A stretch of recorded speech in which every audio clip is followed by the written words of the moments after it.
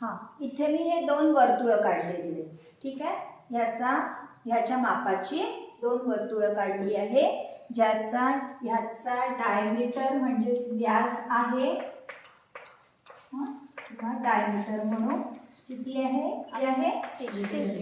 6 centimetre आहे. ह्याचा आहे 13 सेंटीमीटर.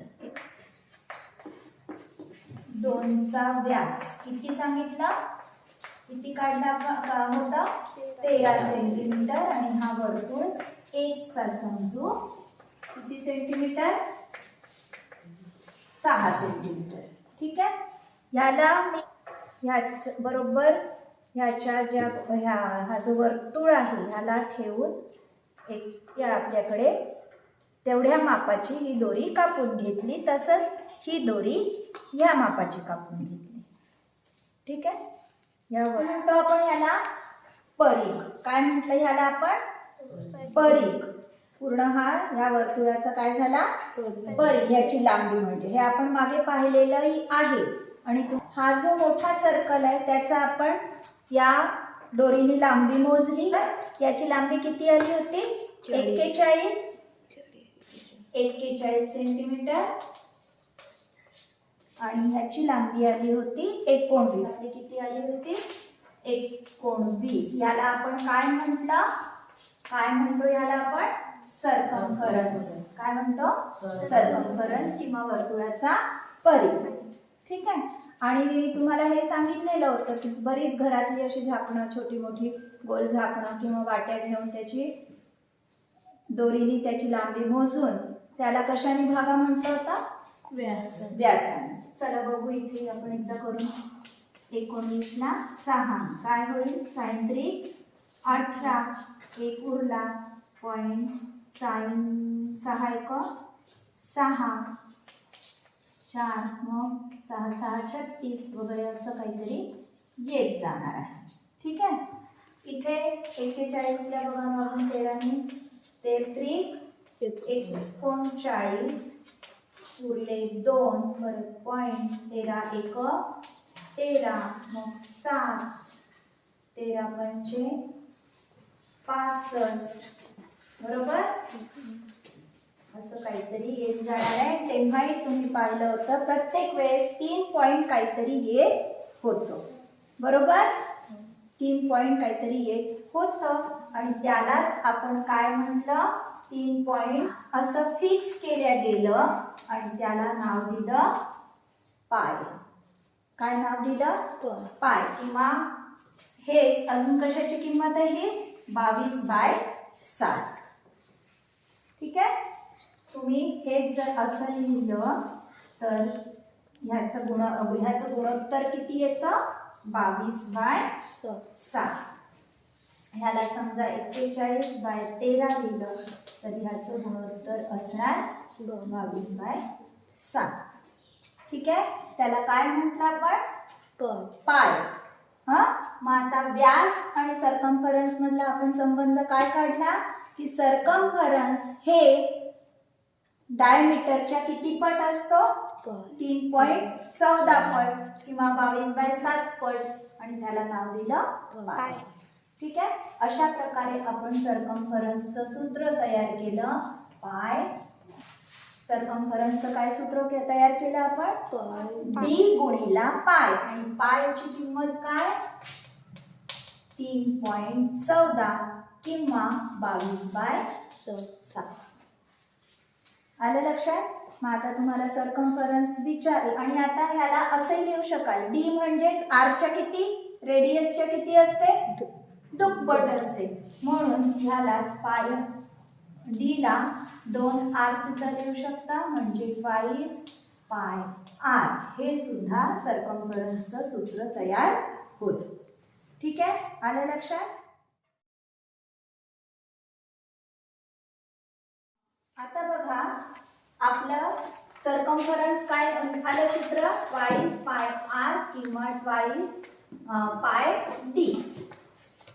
ठीक, हे झालं फक्त बाहेरची ही जी लांबी असते सर्कलची ते. आता समजा ह्या प्रतलावरचा या फळ्यावरचा या सर्कलनी किती भाग व्यापला आहे आपल्याला माहिती आहे. व्यापलेल्या भागाला आपण काय म्हणतो? क्षेत्रफळ. इंग्लिश मध्ये काय म्हणतो? एरिया. ठीक आहे. वर्तुळाचं क्षेत्रफळ किती आहे हे आपण ग्राफ पेपरवर ठेवून वगैरे तर काढू शकतो. पण असं काढायचं का? आता समजा हा मी याचा कापलेला आहे भाग, ह्या झाकणाचाच हा एक वर्तुळ तयार केला आहे. आता एक आणखीन सांगून ठेवते तुम्हाला की वर्तुळ आपलं असं समजा आपण कशाच्या झाकणावरून वगैरे काढलं तर त्याचा केंद्रबिंदू कसा काढाल आपण? समजा चापनी काढलं नाही या वर्तुळ तर केंद्रबिंदू कसं काढाल? काय करायचं? बरोबर एकमेकांवर ठेवायचा, दुमड मारायची आणि परत दुसरी दुमड त्याच्यावरच, त्या दुमडीवरच दुसरी दुमड मारायची. ठीक. आता हा जो त्या दोन्हीचा आपल्याला दिसतोय छेदन बिंदू तो झाला आपल्या वर्तुळाचं केंद्र. ठीक. आता आपल्याला समजा याचं क्षेत्रफळ काढायचं आहे तर आपण काय करू? या अशा छोट्या छोट्या छोट्या छोट्या पाकळ्या तयार करू. याच्या काय तयार करू? त्या छोट्या छोट्या पाकळ्या तयार केल्या समजा मी आणि या सगळ्या कापल्या. काय केलं? सगळ्या पाकळ्या कापल्या छोट्या छोट्या छोट्या तयार करून आणि त्यांना एक सरळ एक उलटी, एक सरळ एक उलटी अशी समजा मी लावली.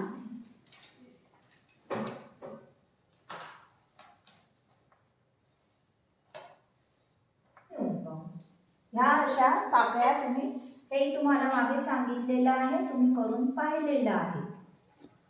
बरोबर. परत करून पाहाल एकदा. पाकळ्या काढून अशा एकमेकांना लावा. आता ह्या पाकळ्या आपण एकाडे कशा लावल्या? काय मिळालं आपल्याला? काय तयार झाला? आयत तयार झाला आहे ना. हा रेक्टँगल आहे ना एक.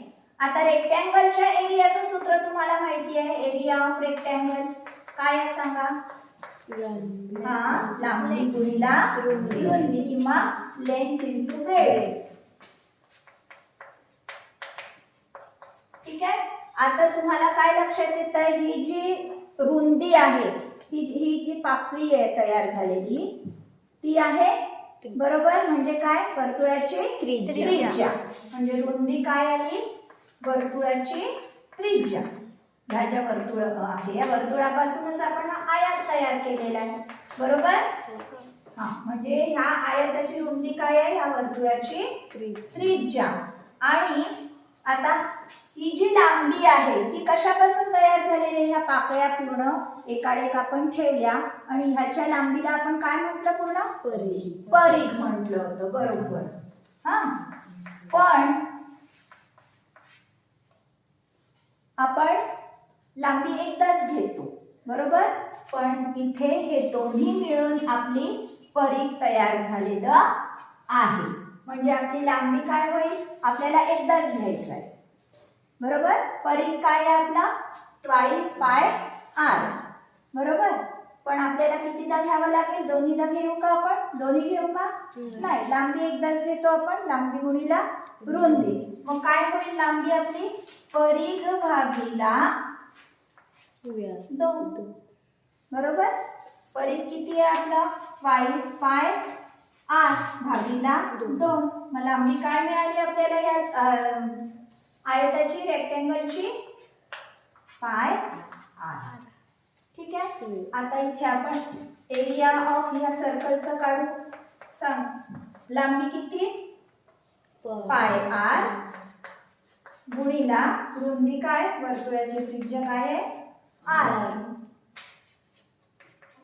पाय आर स्क्वेअर. ठीक आहे. आली दोन्ही सूत्र लक्षात. पहिलं काय?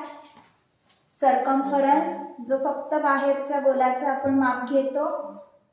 काय आलं त्याचं सूत्र? ट्वाइस पाय आर किंवा पाय डी. आणि एरिया काय सर्कल काय तयार झालं सूत्र? Pi r square.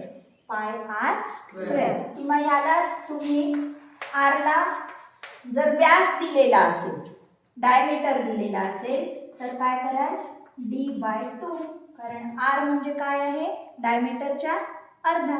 जर डायमीटर दिला असेल तर काय सूत्र तयार होईल पाय गुणिले d/2 चा वर्ग. ठीक.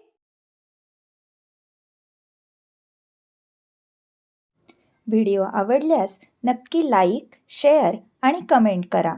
आणि हो, सबस्क्राईब केलं नसेल तर अवश्य सबस्क्राईब करा, म्हणजे मी नवीन अपलोड केलेल्या व्हिडिओजचे तुम्हाला नोटिफिकेशन्स मिळतील.